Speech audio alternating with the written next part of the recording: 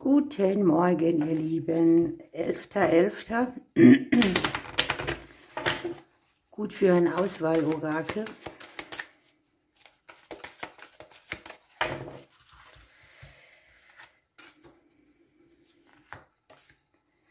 Gucken wir uns an, was wir hier wählen.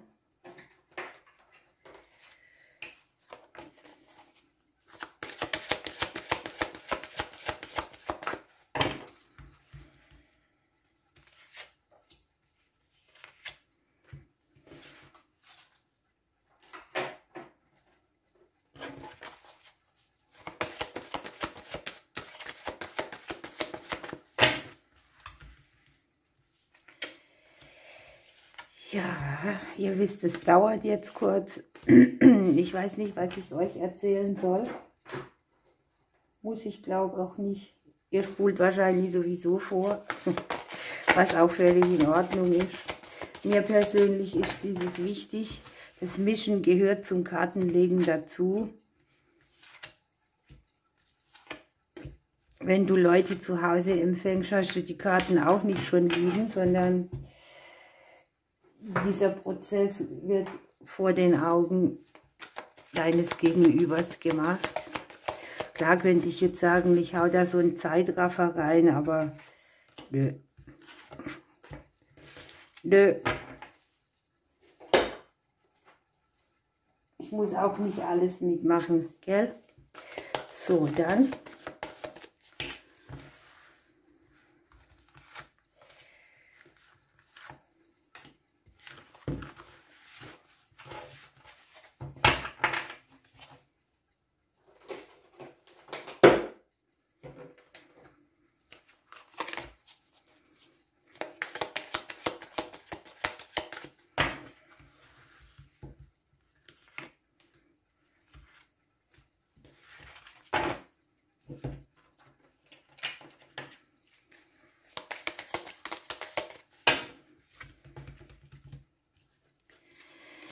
Okay, ihr Lieben, ich würde sagen, ich belasse es hier dabei.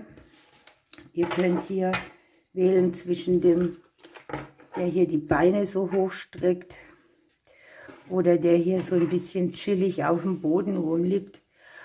Das Engelchen hier, das erinnert mich immer an meinen Sohn. Der war früher bei den Bambinis. Und da war mein Vater noch am Leben und der hat immer ihn dann zu so einem Spiel begleitet. Und mein Vater hat regelmäßig die Krise gekriegt nach dem Spiel. Der hat es halt wesentlich ernster genommen als Opa. Und dann immer gesagt, Mensch, da liegen die am Boden und die schießen die Tore und die spielen mit den Grashalmen um. Ja, eine kleine Anekdote für Julian. So, welche nehme ich? Ich nehme gleich auch den.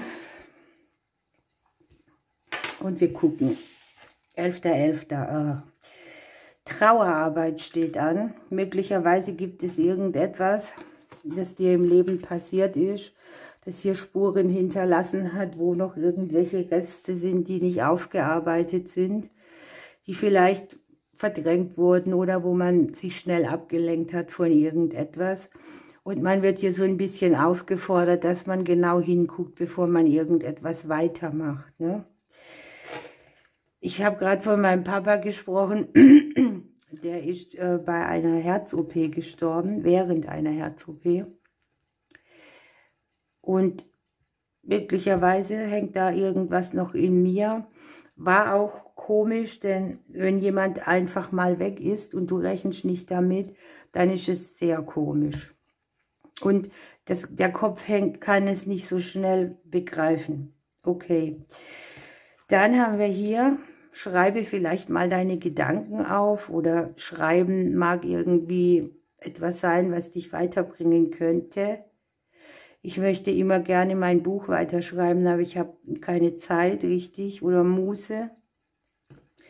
Ja, und hier kommt die Beharrlichkeit. Also dranbleiben bei den Dingen, Ausdauer haben. Möglicherweise dauert auch etwas noch länger. Und hier haben wir aber, dass an irgendeinem bestimmten Geburtstag du die Antwort auf deine Frage kriegst. Ne? Das kann von jemandem sein, der dir am Herzen liegt oder von dir selbst. Und es ist einfach Zeit zum Vorwärtsgehen. Ne? Wenn dir hier noch Antwort fehlt, dann bleib einfach dran, auf diese Antwort auch zu kommen. Und guck dir dann gegebenenfalls an, wo hängt etwas Altes, was mich vielleicht hindert.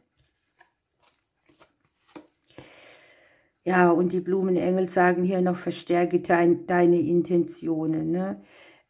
Es ist hier wichtig, dass man sich nicht zerstreut, dass man nicht so vieles gleichzeitig macht und nie damit fertig wird, sondern dass man an den Anfang zurückgeht, ne? Dass man sich überlegt, was war denn mein Ursprung für meine Dinge, wo begann denn alles?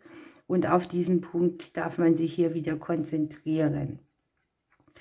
Wir haben hier den Hüter des Denkens dabei und hier geht es darum, dass man eventuell aufgefordert wird, das Wort zu ergreifen für Sachen, die einem am Herzen liegen.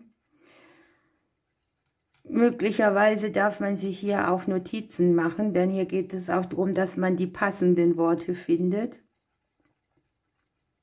Und man wird hier diese Aufgabe auch brillant meistern. Ne?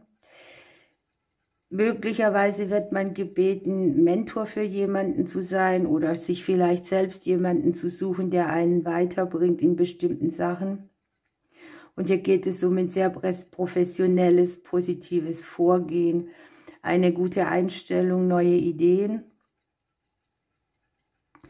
Und ja, es geht auch so ein bisschen um eine Gedankenabgeklärtheit, um einen bestimmten Fokus. Das kann hier doppelt sein irgendwie. Alles ist relativ. Und wir haben hier noch, dass etwas von außen kommt, das unser Herz berührt. Dass vielleicht auch etwas, was wir Liebe nennen, mehr gesehen werden möchte oder dass wir irgendwas mit Liebe auch in die Öffentlichkeit bringen. Das war unsere Botschaft. Dann gucken wir die andere Seite an.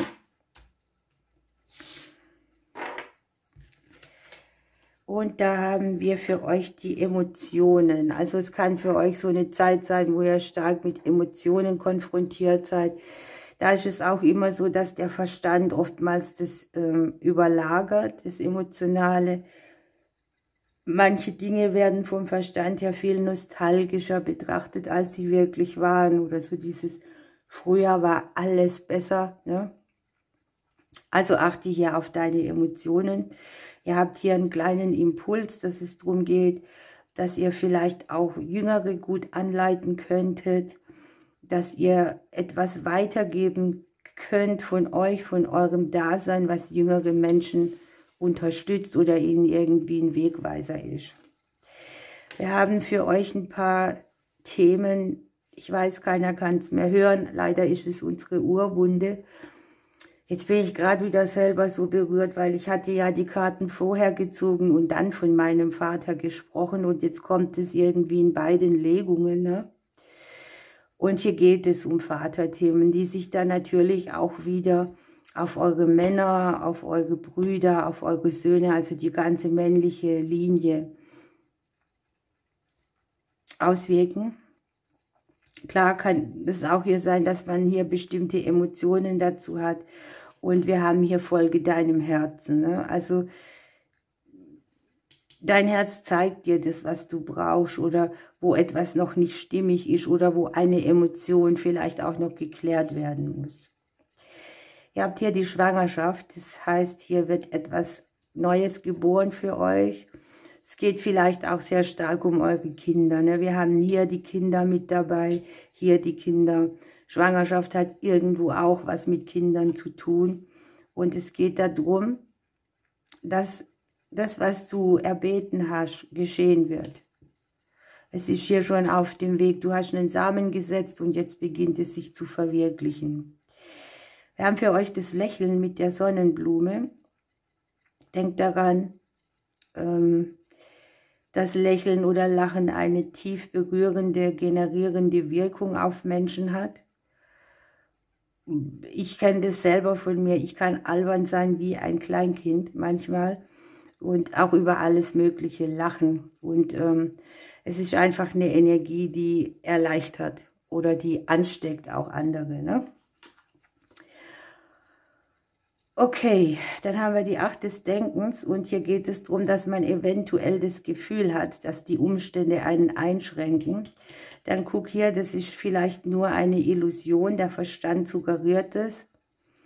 Und man sollte sich hier selbst das Versprechen geben, dass man nicht zulässt, dass man das Gefühl hat, man steckt fest, ne? Vielleicht auch in einer Emotion, die einen nicht glücklich macht. Und es geht darum, und das ist auch so ein Ding, das habe ich lange gelernt, dass man nicht darauf wartet, dass jemand kommt, der einen rettet, sondern dass man sich selbst befreit. Und wenn der Verstand hoch tickt oder viel aktiv ist, dann finde hier wieder ein Gleichgewicht zu deinem Herzen. Das ist jetzt auch wieder sehr speziell. Was bringt dein Herz zum Hüpfen? Also hier ist sehr viel Herzensenergie gegen Verstand. Und hier hast du tatsächlich eine Möglichkeit, eine Situation, eine Verbindung einzugehen, die dir sehr viel Glück bringt oder die, ja, mit der Sonnenenergie, hier haben die Sonnenblumen, die Sonne, dir ganz viel gute Frequenz mitgibt. Es kann ja auch sein, dass du vielleicht auf irgendeinen Vertrag wartest oder eine Beziehungssituation, die sich besser gestalten soll. Und hier hast du das Go. Ne? Okay, ihr Lieben, ich wünsche euch einen schönen Tag. Ich drücke euch bis bald.